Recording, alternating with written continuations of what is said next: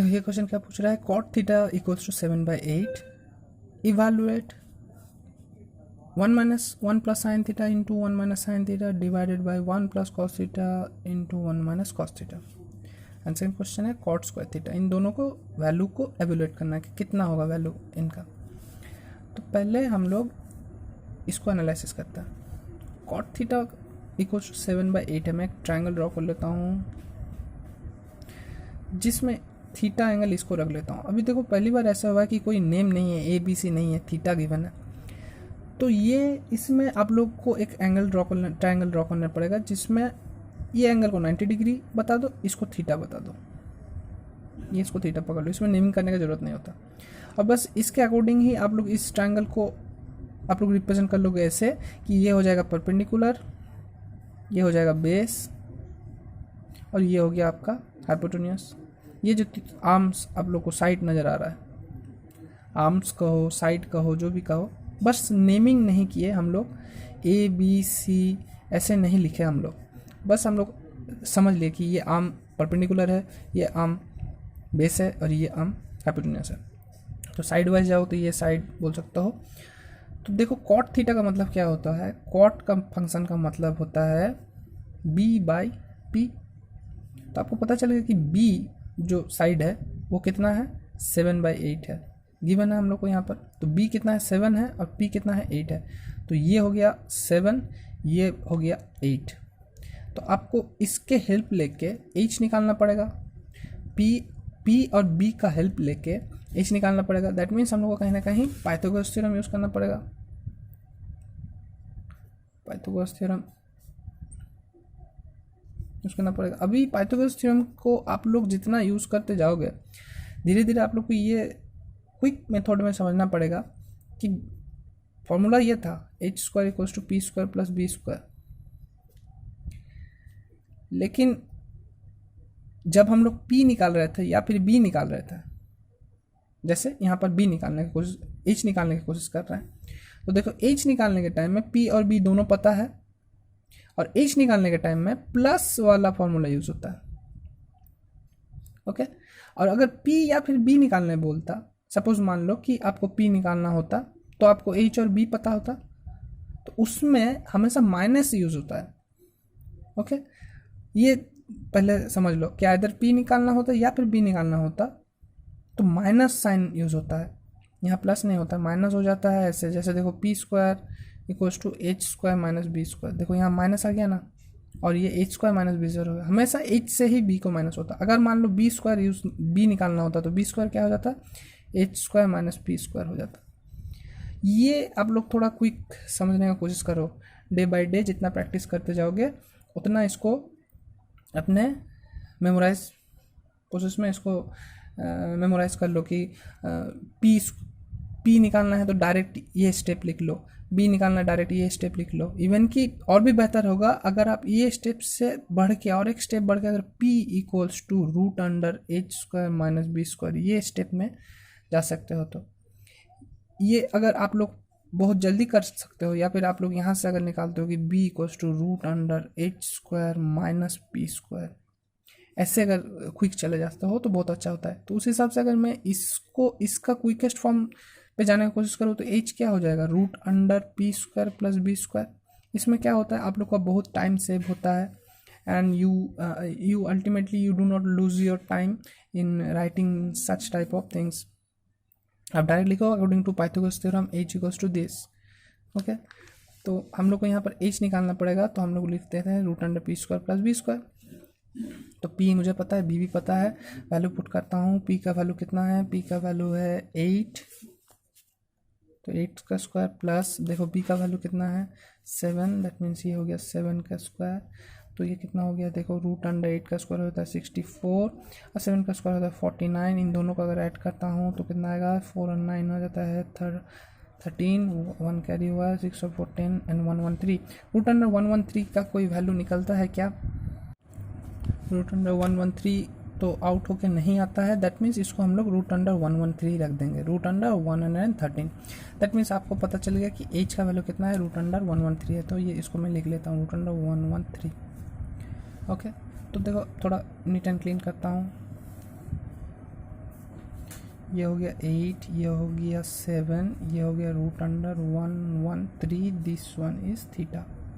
Okay, अभी आपको निकालने बोला है ये क्वेश्चन। अभी आप लोग ने ये ट्रायंगल में सारे के सारे वैल्यू निकाल लिए, अभी ये निकालना है। क्वेश्चन 1 पे जाता है।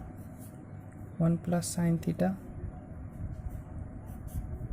1 - sin theta divided by 1 + cos theta 1 - cos theta. ये क्वेश्चन को अगर सॉल्व करना है तो दो प्रोसेस एक्चुअली इनका, इसको सॉल्व करने का दो प्रोसेस है। पहला प्रोसेस जो है वो है कि आप साइन थीटा निकालो सेपरेटली, कॉस थीटा निकालो, इसमें पुट करो वैल्यू और फिर आप लोग का आंसर आएगा। आप लोग साइन थीटा का वैल्यू निकाले, कॉस थीटा का वैल्यू निकाले, देन इसको पुट किया and you will get the answer. And then there is another process जिसको हम लोग थोड़ा एल्जेब्रिक फॉर्मूलाज यूज़ करेंगे, जिसमें ये मैथ थोड़ा इजी हो जाएगा। अभी ये एल्जेब्रिक फॉर्मूला क्या है, देखो यहाँ पर मुझे ये जब भी ऐसा फॉर्म नज़र आता है, मुझे नज़र आता है कि 1 प्लस जो है यहाँ 1 माइनस वो है। तो क्या मुझे ये कुछ इस टाइप का नज़र नहीं आ रहा कि एक डिवीज़न है, उसके ऊपर में कहीं ना कहीं a + b, जहाँ पर मेरा a 1 है और b साइन थीटा है, तो ये a + b है और उसके बाद है a - b, ऐसा कुछ फॉर्म में गिवन है। और नीचे भी कुछ ऐसा गिवन है, देखो कि a + c और a - c, ऐसा कुछ गिवन है, जहाँ पर a कितना है 1 है और c कितना है cos थीटा है। a कितना 1 है माइनस c कितना है cos थीटा है। तो ऊपर में आ गया a + b a - b और नीचे आ गया a + c a - c। अब ये जो आप लोग को फॉर्म मिल रहा है a + b into a - b, इसी का एल्जेब्रिक फॉर्मूला होता है a² - b²।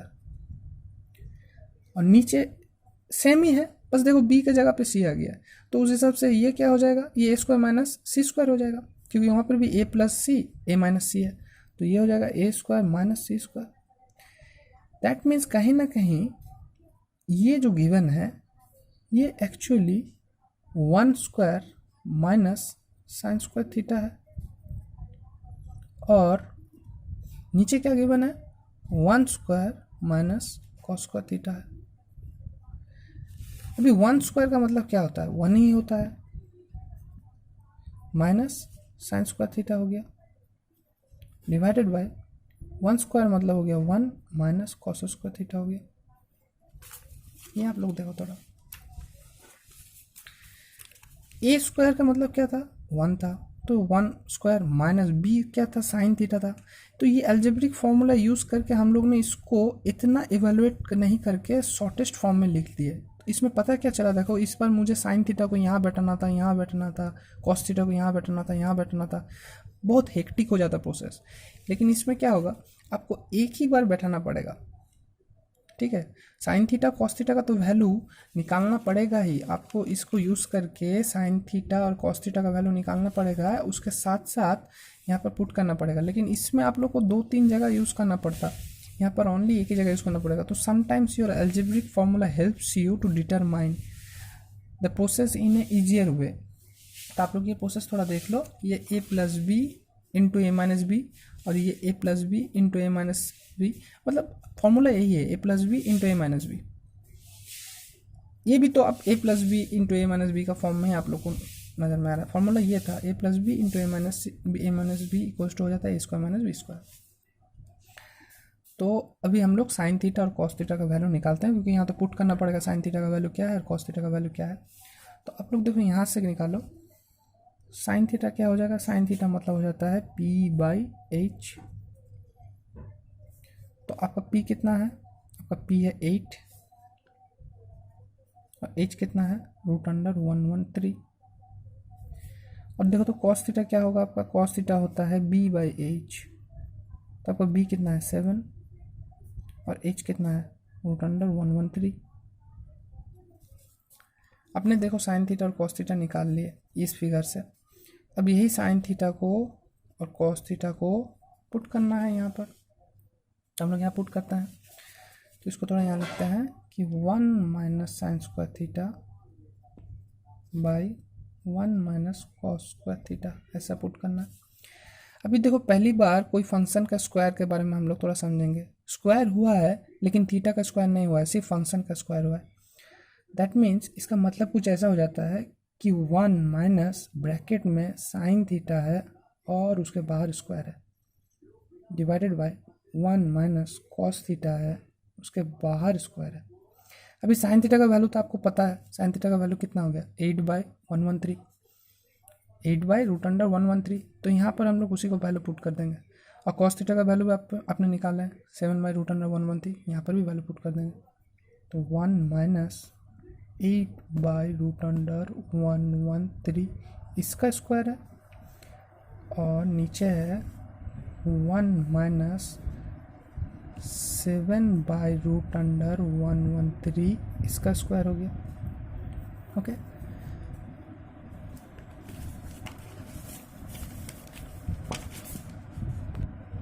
अभी इसका मतलब क्या होगा, देखो ये हो जाएगा कुछ 1 माइनस, जब भी हम लोग स्क्वायर को तोड़ते हैं तो स्क्वायर इसके साथ भी अप्लाई होता है और डिनोमिनेटर के साथ भी अप्लाई होता है।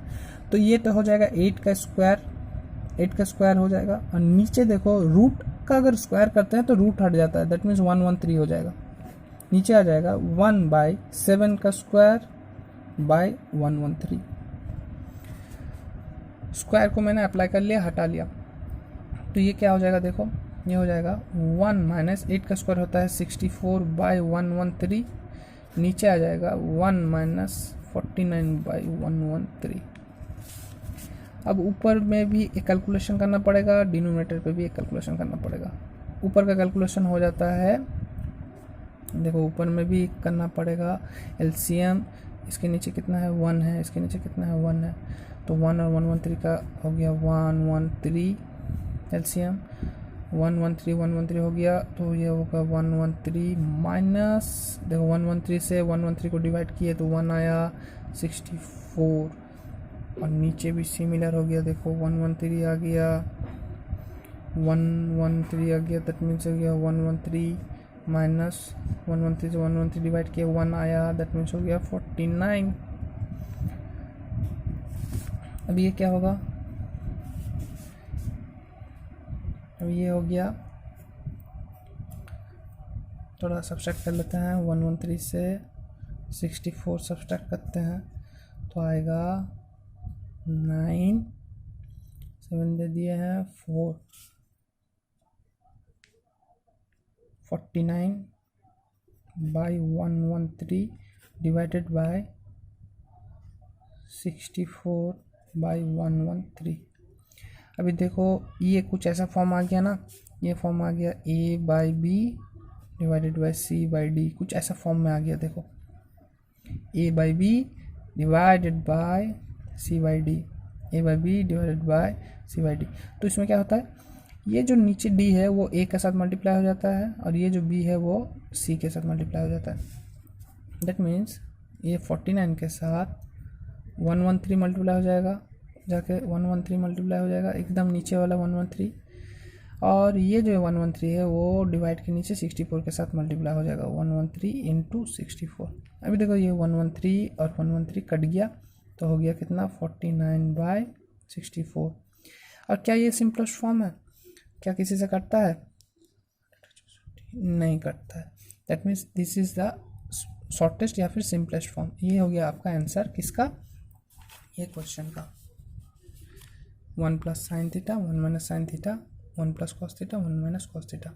ओके, अभी नेक्स्ट क्वेश्चन देखो, आपको पूछा गया है कि कॉट स्क्वायर थीटा निकालो, ये कितना होगा। तो देखो आपको क्वेश्चन में गिवन था कॉट थीटा कितना है 7/8 था, तो कॉट स्क्वायर थीटा क्या होगा, कॉट स्क्वायर थीटा होता है एक्चुअली कॉट थीटा का होल स्क्वायर। तो कॉट थीटा का वैल्यू कितना आपको गिवन था 7/8 गिवन था, तो 7/8 का होल स्क्वायर करना पड़ेगा। 7/8 का होल स्क्वायर करेंगे तो कितना आएगा, देखो 7 का स्क्वायर होगा डिवाइडेड बाय 8 का भी स्क्वायर हो जाएगा, 7 का स्क्वायर हो जाएगा 49, 8 का स्क्वायर हो जाएगा 60।